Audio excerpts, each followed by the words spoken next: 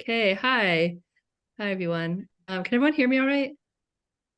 Yeah, okay. Welcome to our artist talk with Kendra Larson and myself, Tamara English.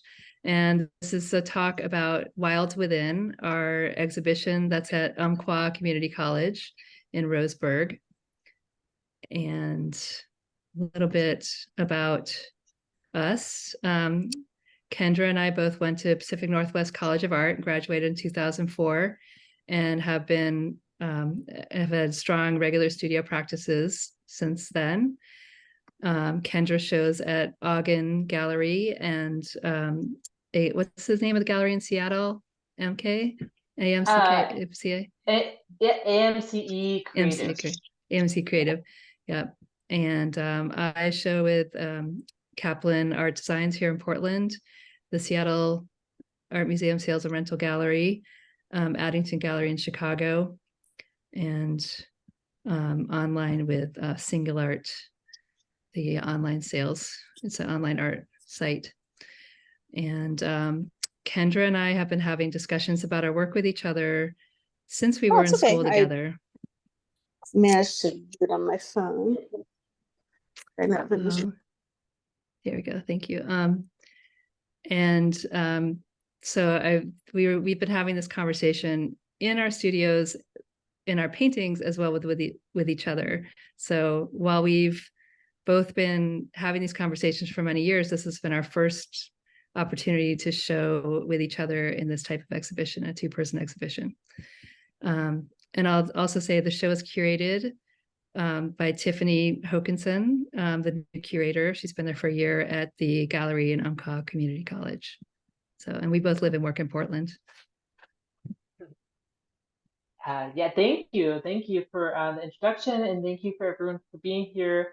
I'm going to start by, the way we're going to do this is we're going to kind of walk around the gallery and then stop at a few pieces and just talk about them in greater depth.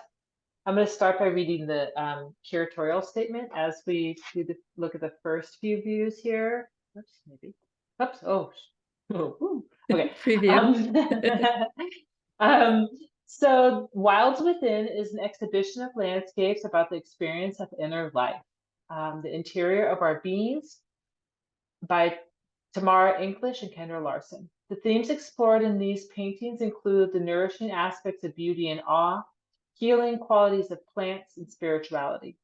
English's oil paintings reveal the buoyancy and vibrancy found in connecting with what has sacred meaning and exploring how our inner worlds are like gardens or forests that may be tended to and savored when one is spiritually engaged. Larson's acrylic paintings take a psychological approach, depicting landscapes rich with a history of folklore, with a focus on making visible the fleeting qualities that add to our understanding of place. Place with a capital P.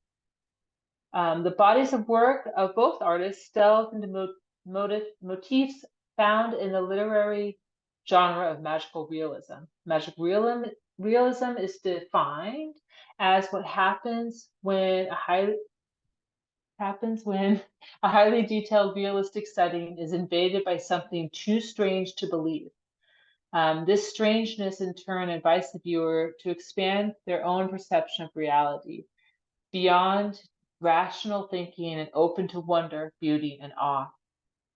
Magical realist writers like Jorge Luis Borges and Gabriel Garcia Marquez, as early as 1925, saw how wonder and awe could give depth and insight into our everyday lives. Recent scientific studies, such as those highlighted in the New York Times, US Today, and Psychology Today, show that experiencing awe improves physical and mental health. Quote, the experience of awe is the feeling of being in the presence of something vast that exceeds our current understanding of the world.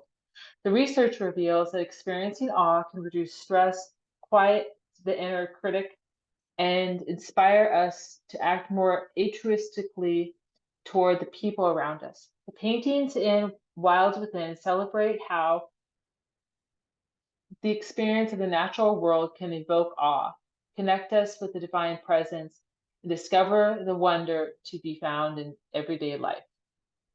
Oops, sorry. So skipped ahead a little bit there, but that is the exhibition statement. And we have a few examples here. This is a painting by Tamara. Tamara, you want to talk about this one a little bit? There we go. Yes, yes. So this is a work from my series called The Great Uplift. And this was started right as we were going into the pandemic in 2020. So really thinking about as we went inside in our homes, going in our inner world. So how our inner worlds were feeling, the atmosphere of our inner worlds. So I was looking at how my own meditation, my own spiritual practice was supporting me through a very strange time in our world. So that was, it was global, and there was a lot of unknowns and a lot of uncertainty, and a lot of, what is going to happen with our overall well-being or health. So I was witnessing how much having a spiritual practice consistently was giving me a sense of spaciousness and a way to be resilient through these strange times. I also was researching the studies about the impact of meditation on the inner state. A lot more of that research has been coming out in the last probably about 10 years. Especially on effects on our brain specifically. It's kind of pretty fascinating. I'll get more into that later. And beyond those studies, really looking at this sense of how to reveal like the spaciousness within, and that there is a magical and mystical and alchemical aspect to everyday life. So to me, these are inner landscapes with what's in our awareness, thoughts, feelings, emotions, connection to spirit that are flowing through those inner landscapes. So yeah, I think that'll be good for now. Awesome. Thank you. That's actually kind of a good segue. The piece that's in that shot to the right there is also is kind of born out of some of the anxieties of the pandemic that you kind of mentioned. So a few summers ago, I did artist residency in Iceland, and I found that my anxieties around the pandemic were really kind of alleviated in a way, just believing in something that's bigger than myself. And I found that in nature for sure, that there was a feeling of something bigger than even this global pandemic. Something that is powerful and that could guide us. And in my work, that sometimes manifests itself in folklore. So when I was on this artist residency, I went on this hike. And right before the hike, I was talking to some other residents about Icelandic folklore and different stories of hidden folk and fairies and all these different stories that are kind of ring true to their place that I also see mirrored in the Pacific Northwest. But I went on this hike and I was taking pictures, and all of a sudden I went to grab my phone and my phone was gone. So I was looking everywhere for my phone, and I, out of desperation, I said, okay, fairies, stop hiding my phone. These tricksters, they totally took my phone, like, give me my phone back. And I turned, and there it was, in a place that I swear I looked like 5 times. And it just goes to show that make sure my computer's plugged in. I just, I didn't, I was kind of joking, like, hey, I don't really believe in these things, but there are some parts of nature that are hard to explain, some parts of our interaction with place and nature, and that stories like fairy tales are kind of fitting. And I think the more I learn about nature, the more I learn about the environment, the more I realize I don't know too. And so having stories to kind of fill that void is exciting to me. And my practice, I'm all open to those stories entering my work. Kendra, I wanted to ask you about that because I kind of adore what you said about, how the anxiety during the pandemic was well addressed through your love of stories and through what you were finding with this kind of expansion of reality, which that's the magical realism that we're talking about in our work is, it's like, okay, here's the real elements and here's the magical imaginal elements and how they can, if we're looking at them together on the same playing field, it really expands what's possible. And then there's that potential for getting to have a state shift or have a different way of experiencing our emotions or life as we move forward. So, and I wanted to ask you specifically about, because you've been talking a lot about awe lately, and I know you've been researching it, and it's important to what you're doing with your work these days. So maybe now or as we look at other slides, but I would love to hear more about how that's happening in your studio practice. Yeah. And the traditional sense of the word awe, I mean, it's that feeling of something that's grander and bigger than yourself. And I think that can be a little overwhelming, but if you just, like you said, shift your perspective on it, it could be really comforting too, to know that there is something bigger than ourselves out there. Yes, I think that is a great topic to keep talking about. I'm going to shift ahead here. My computer does not seem to be charging, so I'm a little bit worried it's going to die. Just make sure it's plugged in. Old houses, the plugs. Yeah, the plugs don't always them. work. Can't trust them. Okay, here we go. I'm gonna go ahead here. So this is as if you're in the gallery, kind of continuing to walk around in a counterclockwise fashion. Piece on the left is by me, Kendra, and the two pieces on the right are by Tamara. Here's a few more shots of that.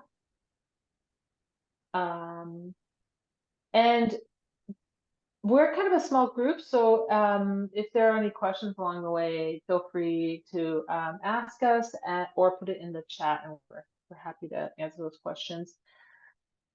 This is another piece. This is a kind of more detailed image of that painting that we saw on the left there. Oops. Can I tell you about this? So I've been painting night scenes for a long time. I'm really fascinated with light as a symbol of hope, but also a symbol that's kind of permeated throughout all of painting history. I also am interested in kind of spookier imagery. I'm interested in the overwhelming quality of forests. And also I call this nocturnal reclamation because it really feels like the woods were being taking back the road.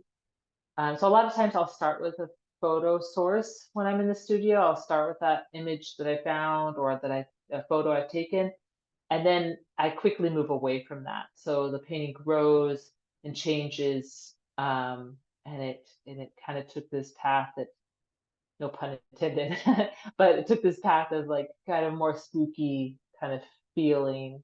And then this next one in this space is by Tamara. Tamara, I might let you talk about this while I find a better energy source for my computer. Okay, great. Yeah, I'm happy to talk about it. So this piece, it's one to say about. So that the color of the ground actually started as an experiment where I was both considering the Pantone color of the year. If I remember correctly, it was 2022 that this was the color of the year. Almost, it's pretty close to this magenta. And so I find the color of the year that Pantone does fascinating because it's supposed to be showing the zeitgeist of the times and what people are paying attention to. And I thought it was fascinating that this was a color because it's so about vibrancy and life, and there's a sense of upliftment in it. There have been a lot of studies that talk about how color is one of the ways that we can source joy in our lives, like different ways that we can have color around, which I find kind of remarkable and makes sense to me. And then concurrently with that, I was also looking at layering a lot in my work. The other series, The Great Uplift, with the floating islands through skies, I was really experimenting with glazing, and I brought some of that experimenting with glazing and layering into this new body of work. This is from the body of work called Vibrancy Within. And so I actually did magenta both just to see a field of magenta, that Pantone color of the year, and also thinking it might become an underpainting for some of the next paintings. And then I loved it so much that I left it. And that's become kind of a standard practice in my studio, where I like to really have open experiments to say, I'm not sure where this is going. I kind of have a plan here, and yet it's definitely one that can be changed or kind of messed around with as need be. I think I told you this, Kendra, a while back, where I have this rule in my studio that if I say to myself, I wonder what would happen if, and then whatever comes after that, I have to do. So, which is I'm still using in my studio practice, and it can make for some things that sometimes don't work, and then sometimes it really yields amazing results. And it's great to be in that process with an openness of exploration. I love that so much, and I totally tell my students that all the time. I'm like, you don't, if you think of something, you got to try it, and because you can hypothesize all day what it's going to look like, but until you try it, you don't really know. And then every decision we make on our picture plane influences everything else on the picture plane, and it influences all the decisions before and after that too. So I think it's a good rule to have. So here's a few more images from the exhibition down in Roseburg. Here we go. More. So this big, beautiful piece here. You want to talk about that at all? Yeah, sure. This would be a good place to talk about a few specifics about this series, which is called Vibrancy Within. So this series is really looking at the idea of cultivating our inner life as one cultivates a garden. So I've had a relationship with gardening for a while. I really am amazed sometimes at how much it transforms a space when there's like this bare soil, and then seeds are planted and it's watered, and then these things grow, and it just is so beautiful what comes forth with that attention. And so that metaphor as our inner life. So with this series, right as I was beginning this series, which is actually a rekindling of an old series I did from about 2008 to 2010, I really wanted to go back and revisit some of that imagery, which was kind of fascinating to bring that into where my practice is now. As I was in the process of developing this new series from an old series, I was reading a book by a clinical psychologist named Lisa Miller called Awakened Brain, where she is talking about how she's done a lot of research with how having a spiritual practice affects people in their life. And there's questions about quality of life in the way she's doing the research. So it's more of a subjective experience that people are talking about, which, I would fill out that kind of paperwork, or if I was doing that kind of thing, I would check like, yes, it's definitely improved my life. I can feel the difference. And what she and her team were doing was they were doing MRI scans of brains. So they're actually looking at the physical structure of the brains of people that were spiritually engaged. And it was any type of path. It was, they left that open-ended. It was up to participants to just self-identify as having some sort of spiritual practice. And what they found was that brains have these certain kinds of structures that make them protected and more resilient against what she called the diseases of despair. So like addiction, depression, just it, like the spiritual practices actually helped to create a healthier brain structure that allows for more of an experience of joy and upliftment in life. And there's things about the fronds too that I could talk about, their characters. I'll save that for as we move on. Awesome. I love that. I feel like, yeah, that's great that you had that book that kind of supplemented some of the ideas you were having in the studio too. Hand in hand between literature and writing. It seems to be kind of a through line in this exhibition. Yes, yeah, looking at scientific studies, because it's so curious where science goes, because it's going to follow the thread of what people are paying attention to. And mental health has become such a big issue with, I mean, we just live in strange times, and there's a lot of struggle right now. And so that really kind of fortified my studies. And then like you were talking about with, you know, how do we meet the anxiety of the pandemic in a way that's uplifting? Yeah. I don't know about you all, but I feel like when the pandemic happened and we all had to stay indoors, like going out for a hike was one of the few things that we could do that felt safe. And so nature definitely took on that anecdotal, anecdotal role. So on this one, I thought, what was I going to talk about? I was going to mention, this is a newer piece. And my most recent series are all forest scenes, so very thick, dark forests. I think I mentioned earlier that light has been kind of a theme that's run through all of my work in the past. But most recently, they're kind of all thick forests, specific to the Northwest. Kind of, I want to try to capture the wet, the clean smell of being in the woods here. It's very different than other parts of the world. I'll just read my artist statement real quick for y'all. My practice explores historical ideas of the landscape and subtly supports ideas around environmentalism, as well as contemporary relationships with the natural world. Over the last 15 years, my work has touched on themes of nature as nurture, the healing power of place, magical realism, and the universal childlike wonderment by way of landscape imagery. I've depicted landscapes rich with a history of folklore, with a focus on making visible the fleeting qualities, including smoke, fire, clouds, etc., that add to our understanding of place.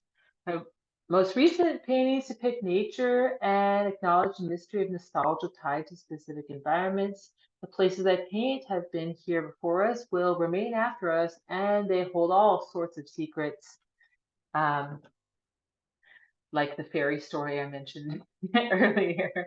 There may or may not have been fairies, I don't know. The Pacific Northwest is special in that here the veil between the spiritual and physical world is thin. Mysterious as they are, the great outdoors have taken on an anecdotal role during and post-pandemic. It serves as a healing escape as well as a mirror to reflect our very human emotions of fear, isolation, and bravery. The imagery I choose often symbolizes different qualities of the landscape: power, healing, haunting, magic, awe, and fear, all of which gives perspective to our human experience. Ultimately, my work reignites childhood wonderment, sheds light on the sublime, and calls on the viewer to protect natural places. And I was thinking about this recently. I tend to work in acrylic, and part of that is because I love the layering that comes with acrylic, and I love the pace of acrylic. But I also think that it feeds into that childhood wonderment. For me, when I work with oil, there is a little bit of seriousness that comes into my mind, my way of processing imagery, and I don't want that in there. So working with acrylic, I feel like I could tap into my my first exposure to paint in a way that's really unique to that to acrylic. And yeah, so this painting is again one of the most recent pieces I've done. It's pretty large. I like that there's some ambiguity. I love that. I love painterly painting, where things are drippy and thick, and I love when a painting reads as one thing from a distance, but then when you walk up close, you get to see all these other kinds of abstraction. So that is that painting. And here's some more exhibition photos. Doesn't it feel like we're in the gallery? And then here's this lovely piece, Tamara. You want to talk about? Yes. Yeah, sure. I'd love to. I wanted to say about seeing the show and seeing our pieces together, the way that Tiffany curated them, it was just so it was just so gratifying to see the way she put together our different pieces and the way they're talking to each other in the exhibition. Yeah, so just really delightful to get to have a tour from Portland of the show, and share that. So I am going to also read a little bit of my artist statement. So you may have noticed there's kind of two different bodies of work that I'm exhibiting here. And they're both very much exploring the same themes. And so it was kind of on a personal level, really interesting to get to show two different bodies of work and just like see how they were going to cooperate with each other. And I really liked having the opportunity to do that. So about my work overall, the work explores themes of well-being, re-enchantment, and awakening to the presence of the divine in everyday life.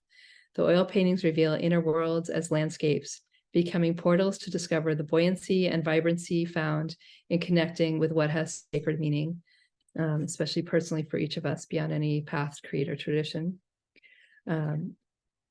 Scientific research has revealed that experiencing nature, including nature in paintings, can have positive impacts on our brains, bodies, emotional life, and social interactions. In my work, forms found in nature inhabit a landscape unseen in the physical world, yet connected to what we see, hear, and feel, touch in life. The paintings themselves reveal contemplative interior spaces and create an atmosphere in which one may connect with enriching qualities such as peace and upliftment.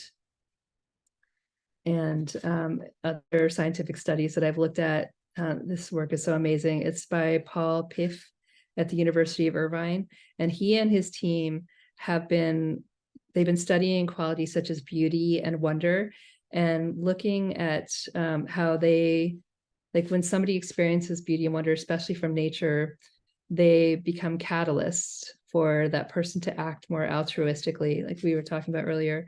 And they're catalyst for social and environmental activism. I've really looked at how can we make a difference? Like that's been a big inner conversation for me. It's like, how can I really make a difference in this world? Like really serve and make a difference.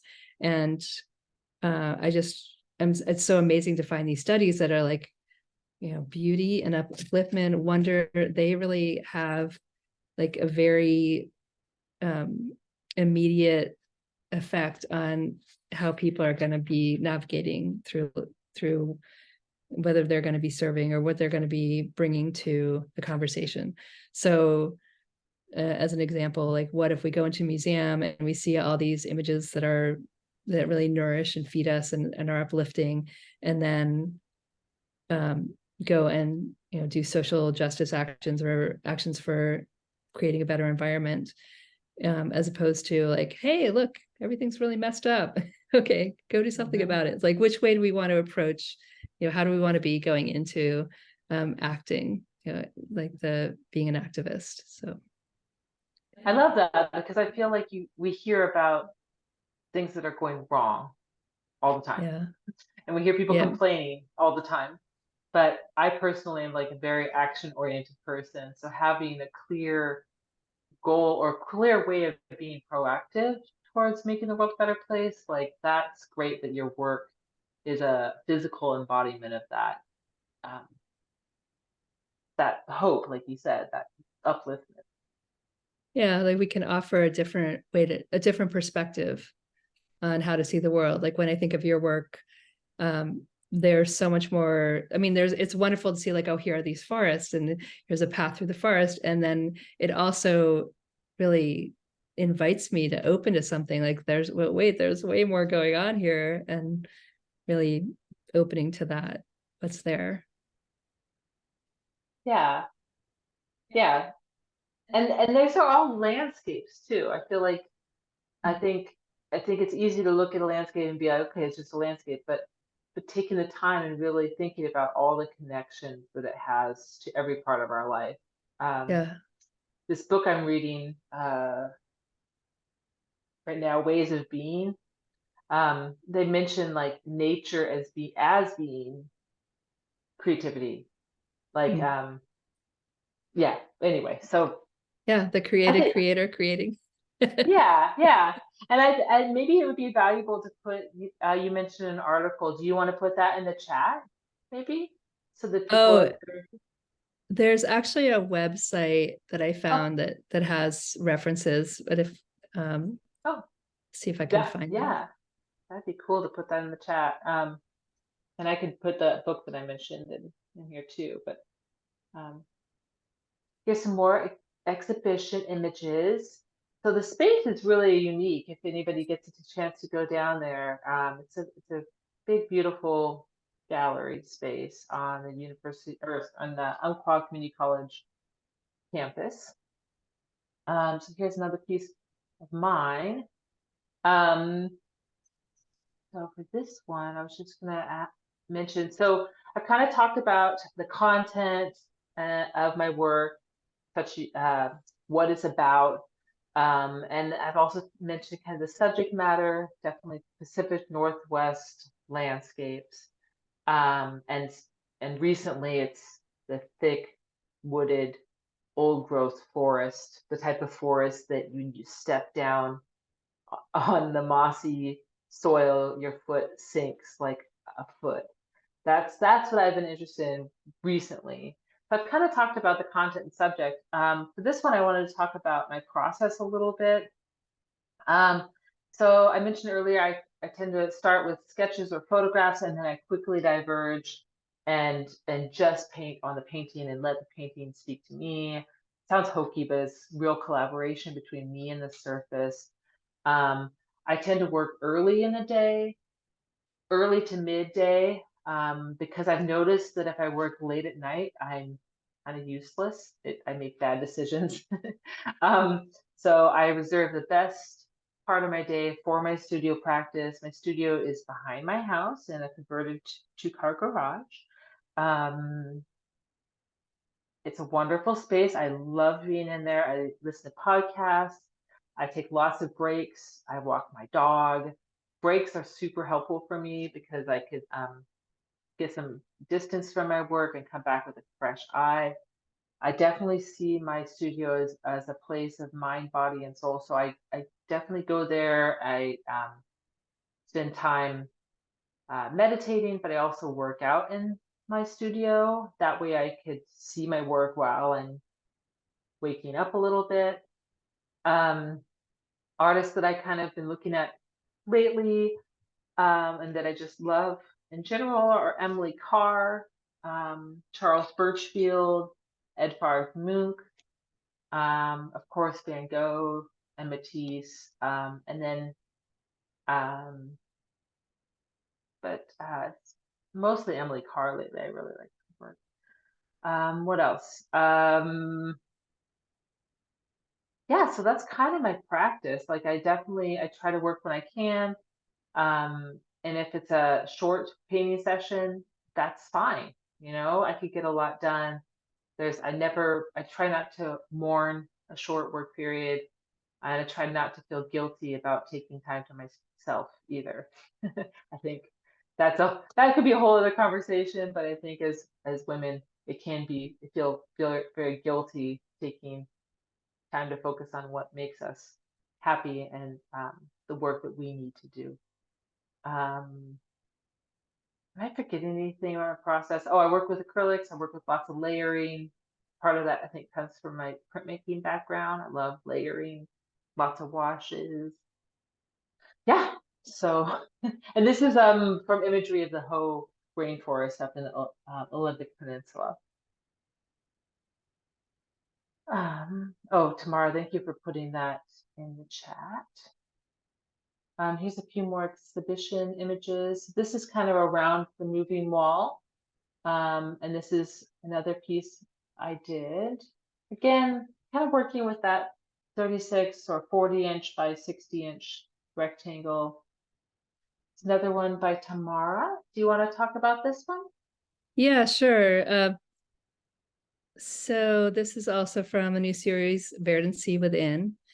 And this is so a little bit more about my process, looking at, for me, so I kind of create a set of guidelines for each painting. I used to call them rules.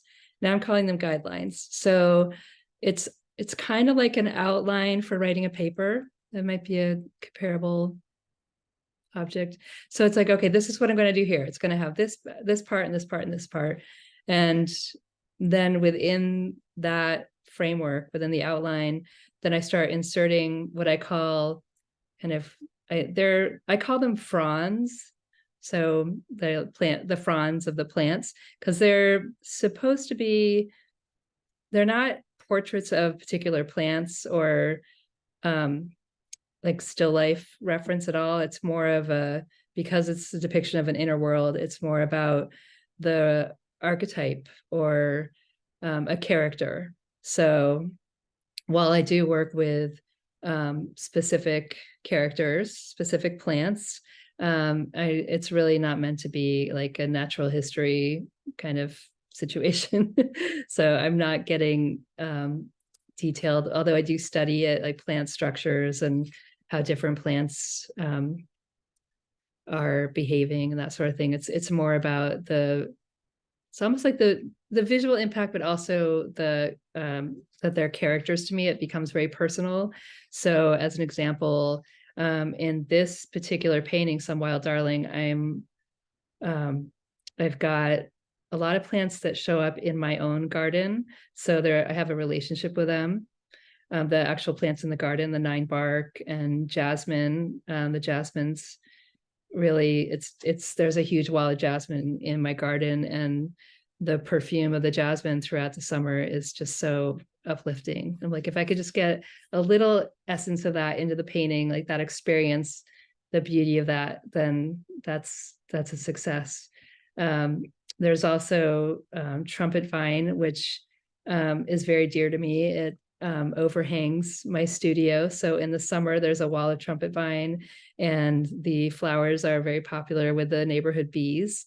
So sometimes I'll walk out to go to my studio, and like bees will come up and kind of sit in my face. It's like, because I've heard that bees recognize us. They recognize individual people, and it feels that way. They're like, hey, good to see you. Okay, have a good day at the studio. And that, yeah, so I kind of have a relationship that becomes very inner with I think they represent different qualities sometimes. And along with that thought of the bees, this particular body of work, I really also was thinking about bee populations and the health of the pollinator populations. So just between us, I do hide a bee in every one of these paintings. So I like to have that kind of representation. And interestingly, they're botanical, though they're not floral, they're botanical. It's, as you can see, it's more about the leaf shapes and not so much about the flowers. Because I find leaf shapes so fascinating.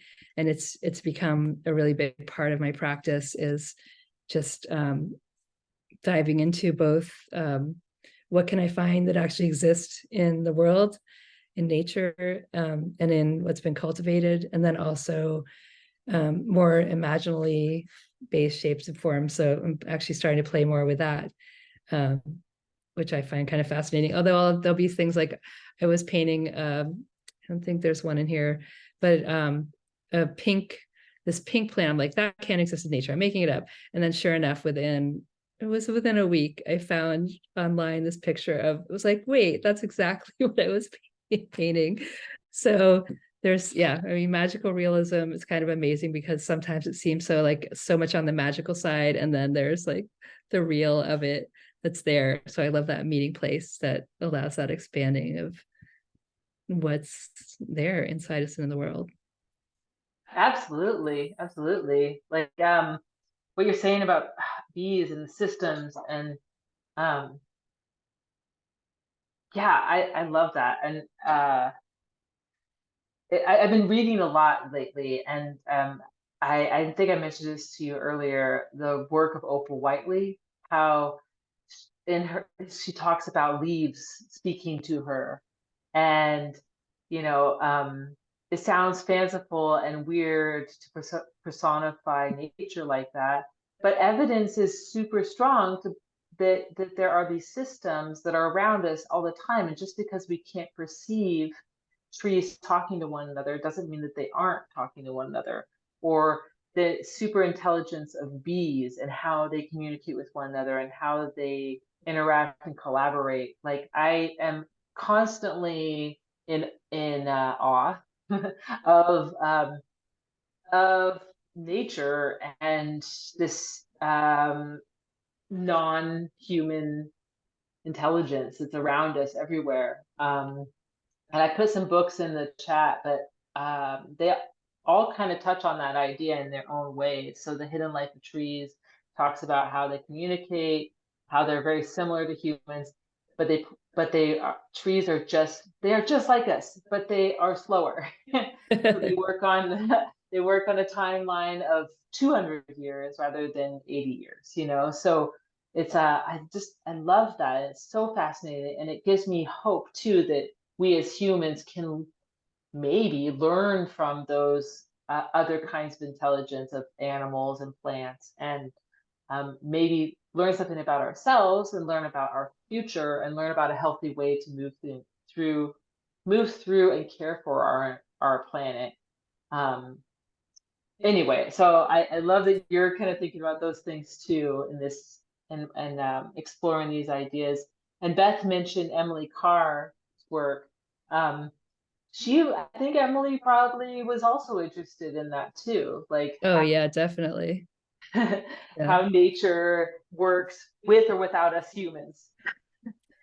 Yeah, she was such a trailblazer in terms of connecting with the landscape. Like, she was so about where she was living. If you ever get to go, and maybe some of you have, to her house on Vancouver Island in Victoria, it's just lovely. And then being in those landscapes, she was very much, to me, responding to the atmosphere, the feel of the place beyond what she was experiencing with her physical senses.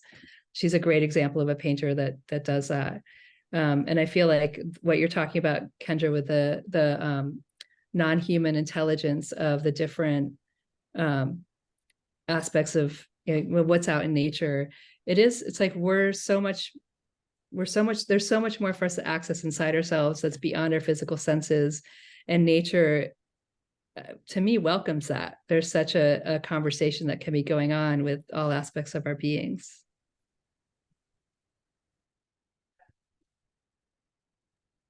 Yeah, totally, absolutely. And I just went back to this one because it has a little nod to animals and this life and death and the larger workings of the universe in a way.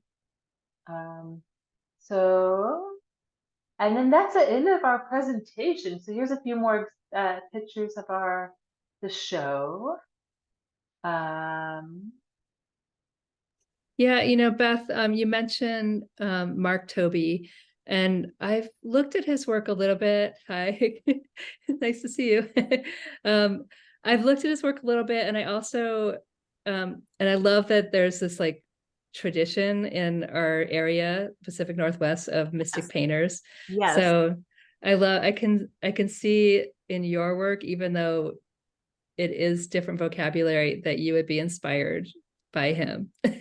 Absolutely. Yeah, I just love his marriage of East and West and the calligraphy like markings. And like you were saying, Tamara, the layering. Like I got to see his exhibit in person in Venice. Now is what was it, 2017, I think. And it was unbelievable to see these intimate little works in person and so dense and so powerful. And he started making bigger works at the end of his life, but the early ones were so intimate. I just want to thank you both. I have been huge admirers of both of your work for a really long time. And I think what I just resonate so much with, and I hope others do too, is that they are so hope-filled and light-filled and very much about that human spirit's connection to others and to nature.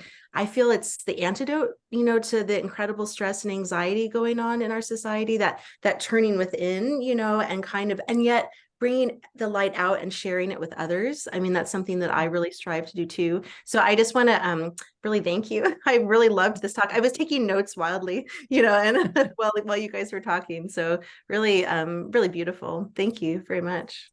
Thank you so much, Beth. Too. Yeah. Glad you were here. And I'd love to come see you. It's another week. You say that it's up in the space. The 25th, so not quite a week. Okay. Yeah. Okay. Gorgeous. Yeah, thank you. Glad that you were able to make it. Yeah, thank you. Are there any other questions, or should I stop the recording? Okay, I'll stop the recording. Thank you so much, everybody, for coming, and thank you, Tamara. You are amazing. Yeah, thank you, Kendra. It's an honor to get to show together, and I hope it's the beginning of some other possibilities for our work too. Like Beth was saying, just the role that art can have in being the antidote. It's a big deal right now. I think we're really fighting for something really big for making our world a better place. So here's to keeping going with that. So thank you guys. Yeah, absolutely.